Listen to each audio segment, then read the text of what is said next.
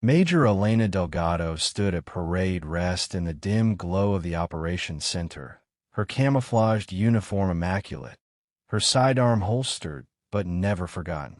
A dozen monitors flickered behind her, displaying satellite telemetry, thermal maps, and strategic overlays. The room was a temple of data and discipline, and today, it served as the backdrop for something Earth had never faced before, an alien envoy, uninvited, uncompromising, and now, undeniably present. Across from her, towering nearly 7 feet, stood Commander Krall of the Kareth Dominion. His chitinous skin shimmered like molten graphite, arms crossed in a deliberate mimicry of her stance. Tentacles hung from his jawline, twitching with unreadable rhythm, while 2 jet-black eyes observed her with a stillness that made even the air feel watched. Between them, silence. Not the comfortable kind, but the poised quiet before a detonation. "I am told," Krall said, his voice like stones grinding underwater, "that your species has been preparing for this day." Delgado didn't flinch. "Preparation is part of survival. That implies you expected war. We expect the unexpected." He studied her a moment longer. "Your planet is unclaimed. We find this inefficient. In our culture, sovereignty isn't something given. It's lived." Behind her, seated and calm despite the tension, General Morrison monitored the exchange with narrowed eyes. The elder officer spoke only through subtle gestures, a flick of his pen, a sip of coffee, but Delgado knew his thoughts. Remain poised, gather intel by time. Time for what? No one could say yet. Not with an alien war fleet in orbit and the world's defense systems calibrated to hair-trigger thresholds. Murphy padded in from the side, tail wagging slowly. The golden retriever moved with casual authority, oblivious to military decorum or interstellar threat. He sniffed at Krall's leg, earning a twitch from one of the alien's smaller appendages. "What is this creature?" Krall asked, frowning. "Murphy," Delgado replied. "He's a dog. Companion species. He's part of our unit." "Is it dangerous?" "Only if you're afraid of being liked." Krall regarded the dog, as if inspecting a cultural puzzle. Murphy sat beside him, tongue out, panting, offering unspoken diplomacy. "We brought soldiers," Krall said at last. "You bring pets. We bring what works." He took a slow step forward. Delgado matched it. For a moment, they stood almost nose to whatever passed for a nose on the Kareth. A standoff of wills, played out in breathing distance. "I sense fear," Krall muttered. "Good. That means you're paying attention." "You misunderstand," he said. "It is not your fear. It is ours." Delgado tilted her head. "Then we're closer to understanding than I thought." Around them, Earth's top brass watched from digital shadows. Presidents, generals, intelligence directors tapped into the secure feed. No one interrupted. The stakes demanded clarity of message. And Delgado, chosen for this moment not because she was loud, but because she was unshakable, spoke for all of them. "You arrived without parley, without protocol. That's not conquest. It's desperation." Krall didn't respond immediately. He turned, glancing at one of the monitors where looping footage played. Footage she'd selected deliberately. Scenes of war, famine, fire. Hiroshima, Vietnam, Sarajevo, Syria, Ukraine. But then, also, Berlin rebuilt. A moon landing. A girl offering bread to a soldier. A funeral, where both sides of a conflict stood together in grief. "Your history is chaos," Krall murmured. "It's complicated," Delgado said. "Like anything worth surviving." The door hissed shut behind them.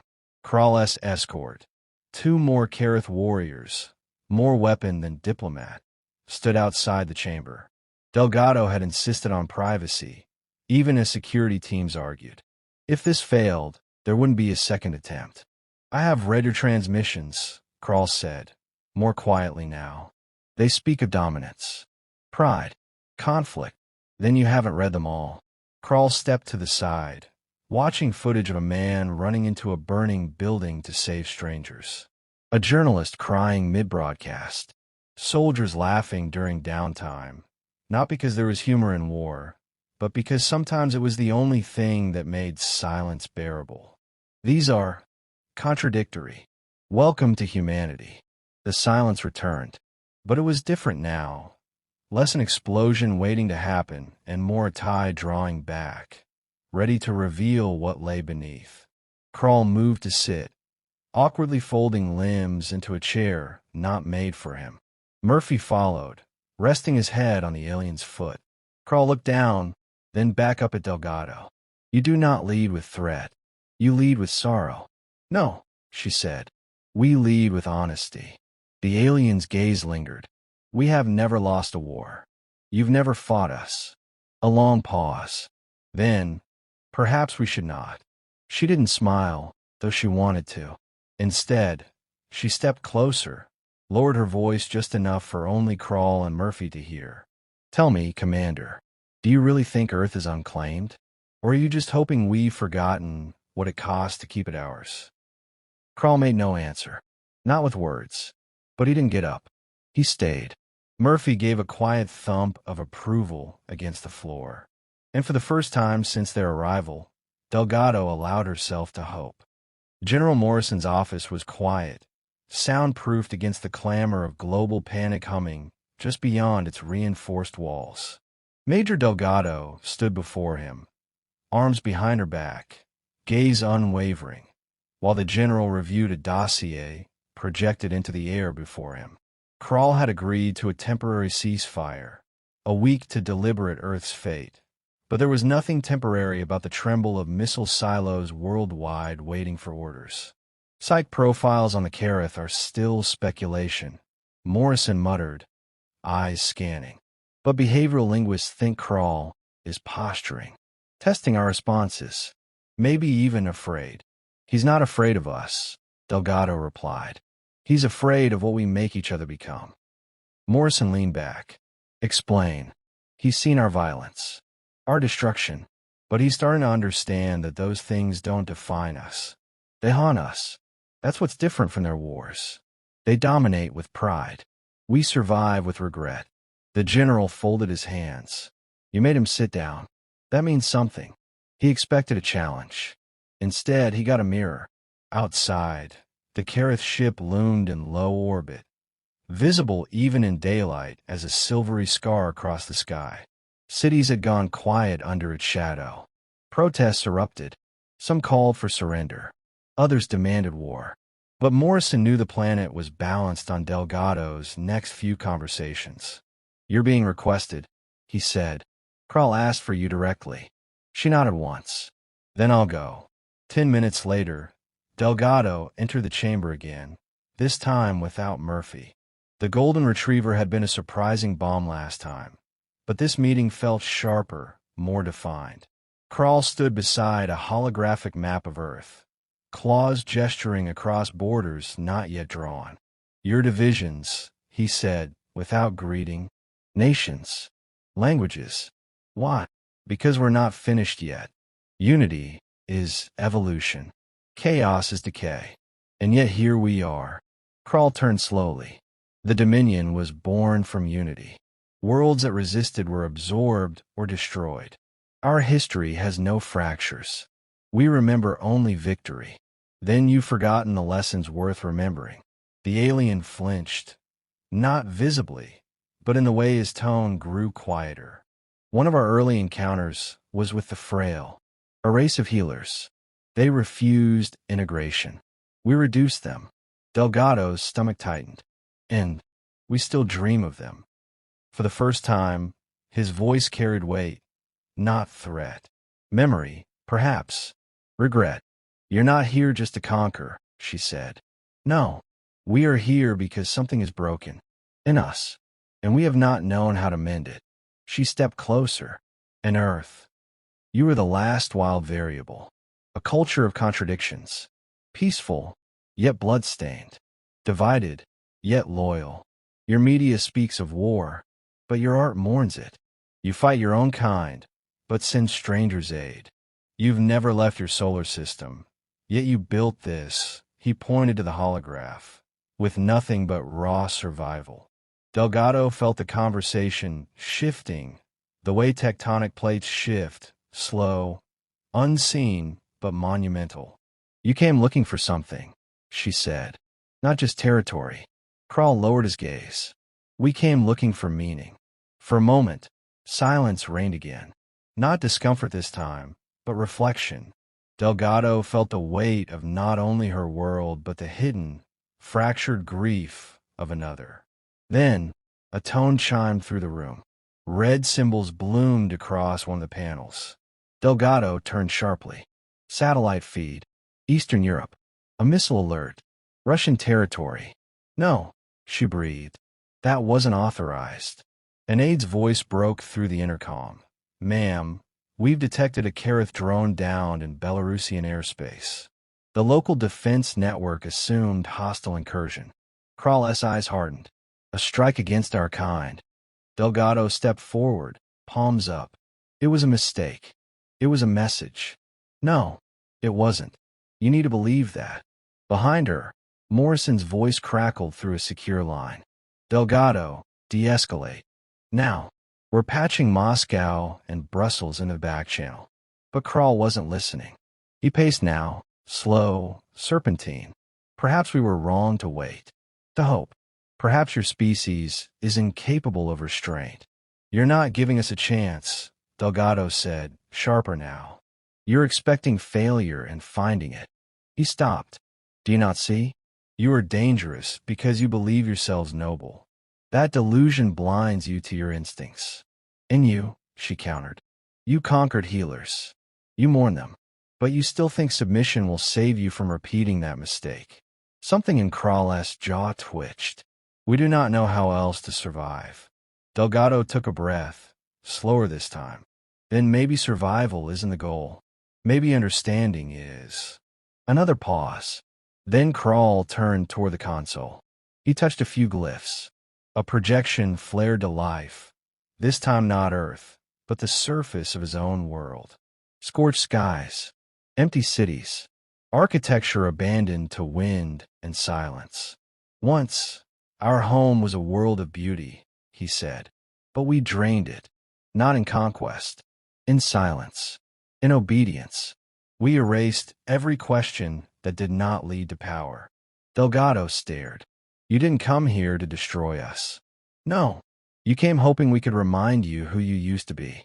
Kral nodded, slowly, like a man rediscovering a forgotten truth. And perhaps what we might become again. The intercom buzzed once more. Missile incident resolved. Apologies transmitted. Kareth Orbital Fleet has acknowledged ceasefire, terms extended. Kral said nothing. He moved to the center of the room and extended a hand. Not fully human, not fully alien, but unmistakably a gesture of offering. Delgado took it. For now, the war was postponed. But the conversation had only just begun. The night before the summit, Delgado stood alone in the observation bay, staring up at the looming crescent of the Kareth ship. From this angle, it almost looked like a second moon, silent, distant, watching. Behind her, footsteps echoed lightly, and Murphy padded in, tail wagging with lazy confidence. The golden retriever leaned against her leg, his presence warm and grounding. You ever think, she murmured, scratching behind his ear, that the only reason we haven't killed each other is because something loves us without understanding us? Murphy blinked up at her, oblivious to diplomacy or doom, and then trotted toward the door.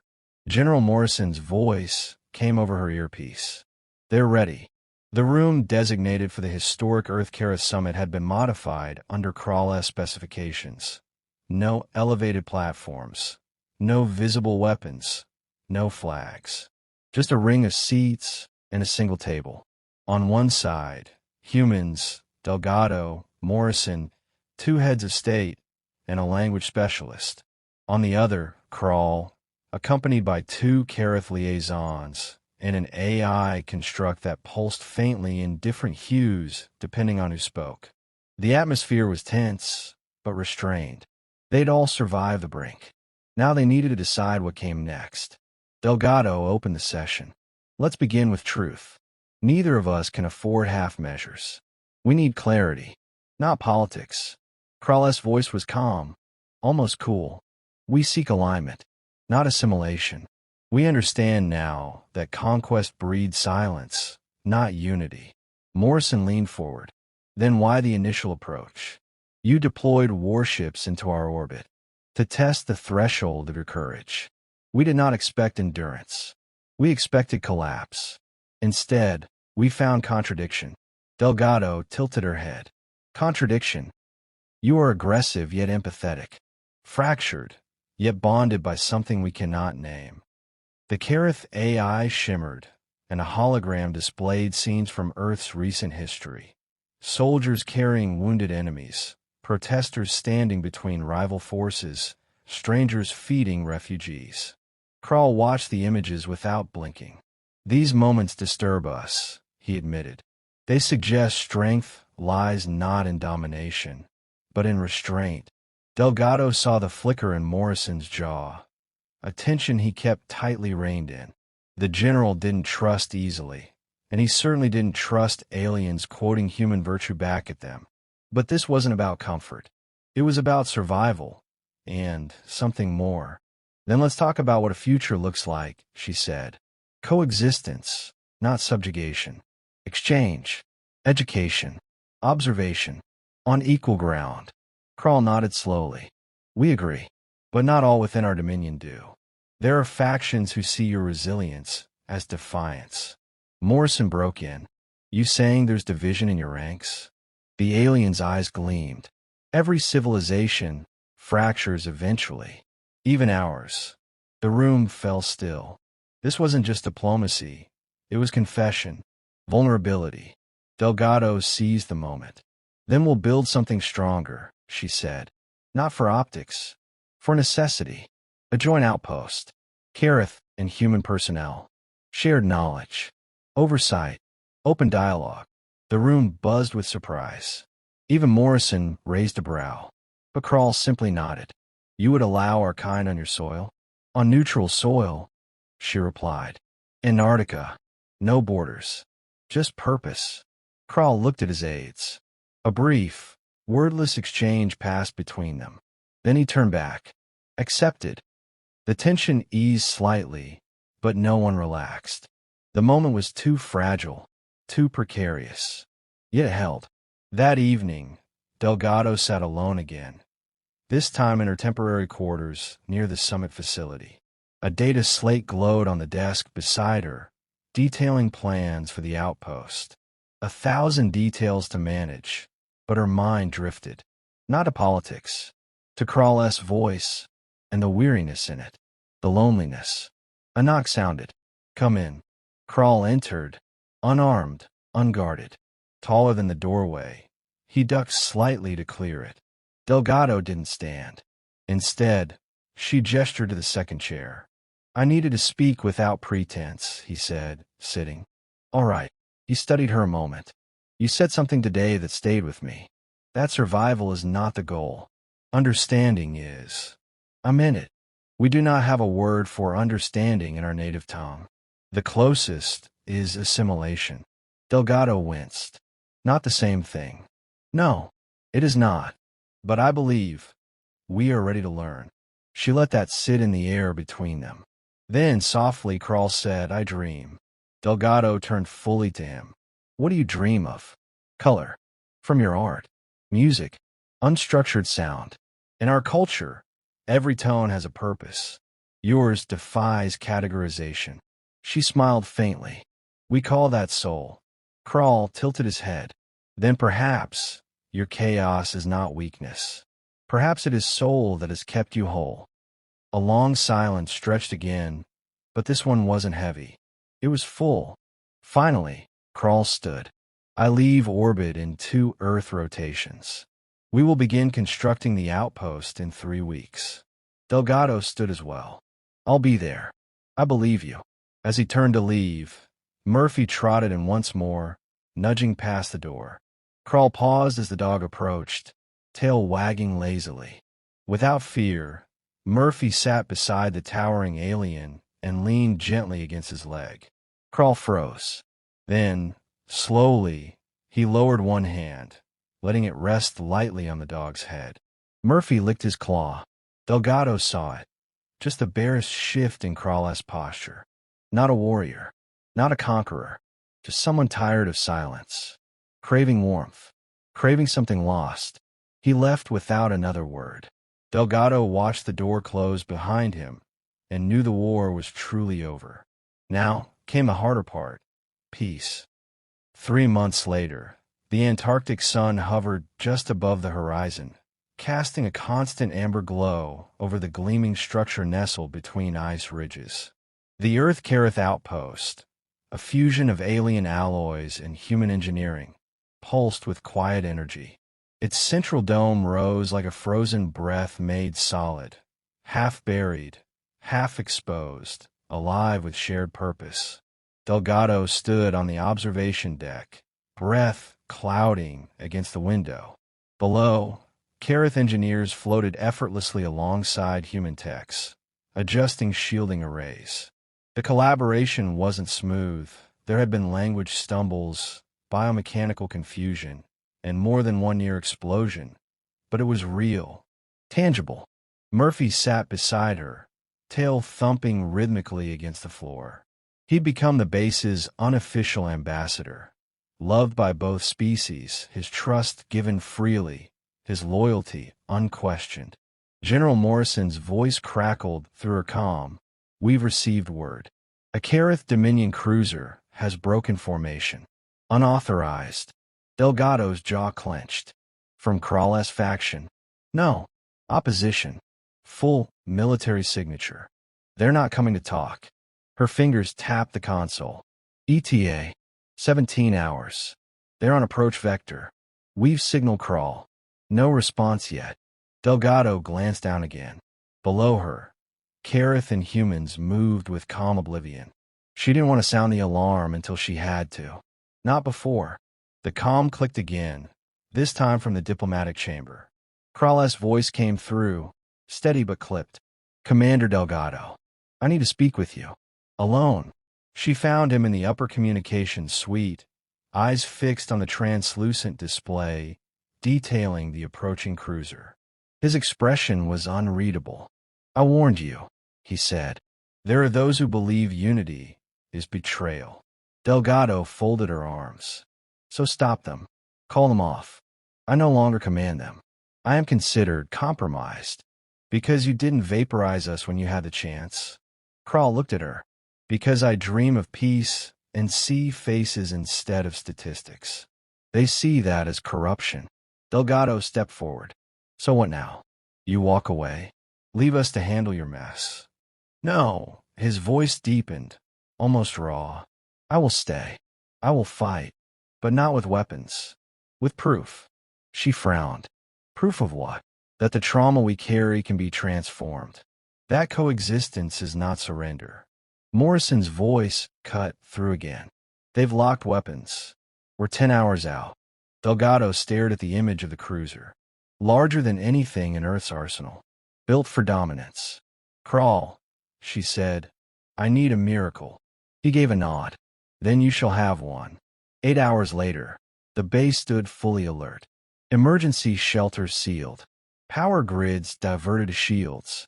Kareth civilians had retreated underground. Only a skeleton crew remained topside, Delgado among them. Crawl stood beside her on the command deck. They will attempt a warning strike first. Surface blast. Meant to terrify. Delgado swallowed. It's working. Murphy let out a quiet whine. The moment stretched. Then the sky split with blue fire. A streak of energy, brighter than any sunrise, cracked across the sky and struck the ice half a kilometer away. The ground shook. Consoles flickered. Shields held. Barely. Delgado turned to Crawl. Now what? Before he could answer, another signal pulsed across their comms. Alien frequencies. Garbled. Choked with static. But then a voice. Not Crawl. A different tone. Cold. Clinical.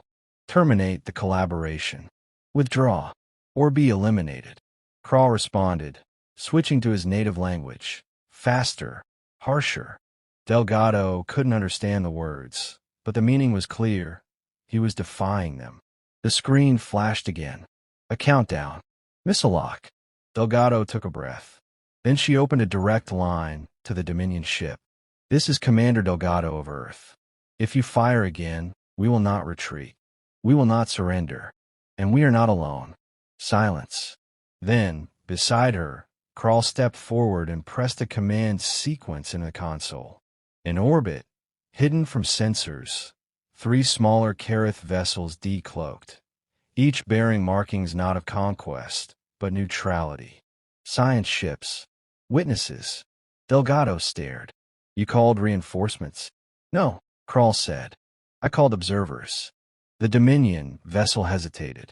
They hadn't expected resistance. They certainly hadn't expected scrutiny. Among the Kareth, to act while being observed, without consensus, was heresy. The countdown halted. A new signal. Stand down. We will return. And just like that, the ship banked away, arcing back into the black, leaving only firelight in its wake. Delgado sagged slightly, the tension draining from her spine. You did it. Krall looked at her, eyes strangely gentle. No, we did it. In the days that followed, messages flooded in, from Earth governments, from Kareth factions, from silent watchers across the stars. The failed attack had done more than test their defenses. It had proven something deeper. That unity was not a facade. That trust could endure fire.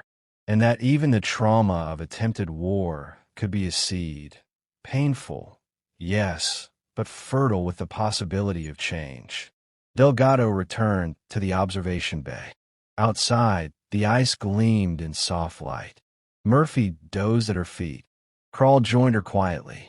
We have given them pause, he said. Now we must give them reason. She nodded. Then we keep building. We make this place more than an outpost. We make a promise. He glanced down at Murphy, then at her. You were right, you know. About what? That love, whether understood or not, can reshape the future. Delgado smiled. Good. Because this is just the beginning.